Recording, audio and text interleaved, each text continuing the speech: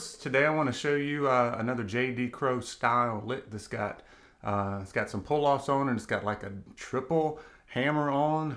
It's pretty recognizable when you hear not only JD play it, but lots and lots of other people play it. And also want to show you a few places you can insert this lick. Sometimes it can go just kind of as a fill-in lick when you've got a lot of G space. And then also it can be used as kind of a G to D to G kind of transition lick, if you will. I've got the tab for it. The tab doesn't do it justice. You really have to listen to it a lot, and then also you've got to practice it a lot. I noticed when I would try to attempt to play it at a gig, if I were recording it, I'd go back and listen to it, and I would speed up my hammer-ons. There wouldn't be enough space for it to breathe exactly right. And then now I can get it most of the time, or at least I can recognize when I do it correctly or not. So here's the tab for it. The first beat is basically an open G, or it can even be a rest if you want.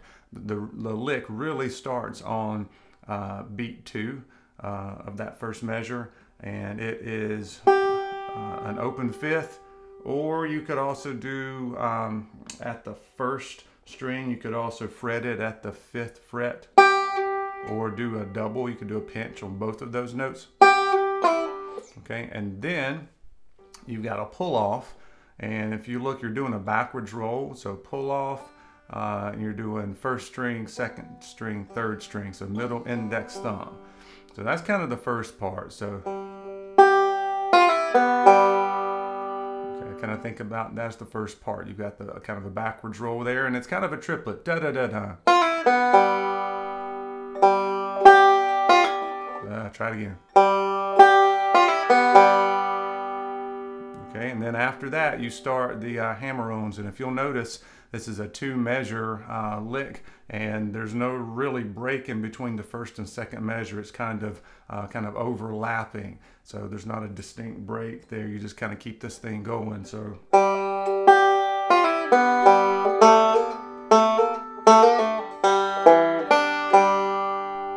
okay, is one way to play it. There's several other little variations you can do, but the hammer-ons, you've got to make sure you keep them spaced. I would always speed up those last two. I would not give it enough room to breathe. So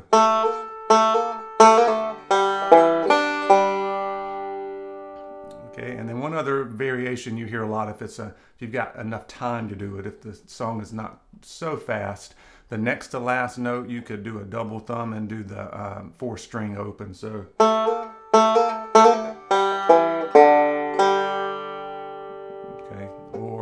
do like I do. My fingers usually do the first string open just by habit. So here's the whole lick.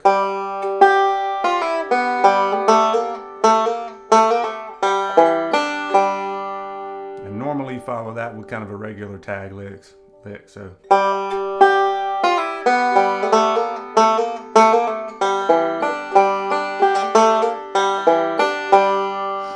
just depends on where you're putting it in the song. So a couple places that you could put it.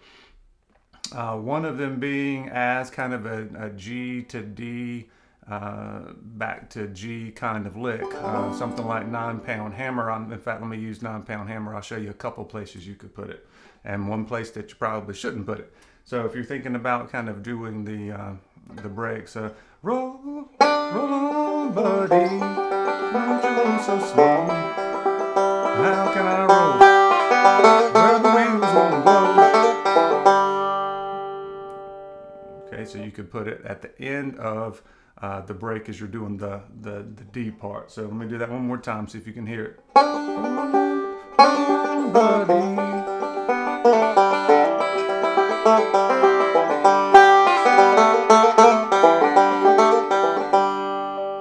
Okay, another good place you can put that is at the end of a break on a vocal tune. So kind of replace them. Let's see.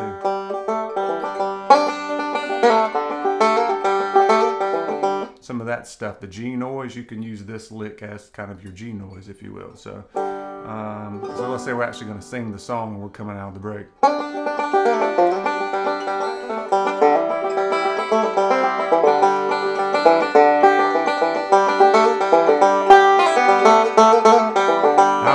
9-pound hammer is a little too heavy.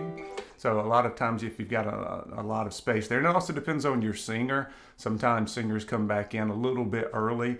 They don't, and then sometimes they wait like 2 full measures. So it just kind of depends. So sometimes you've got enough room to put it in there. And then another place you can put it is in between vocal lines if there's enough space.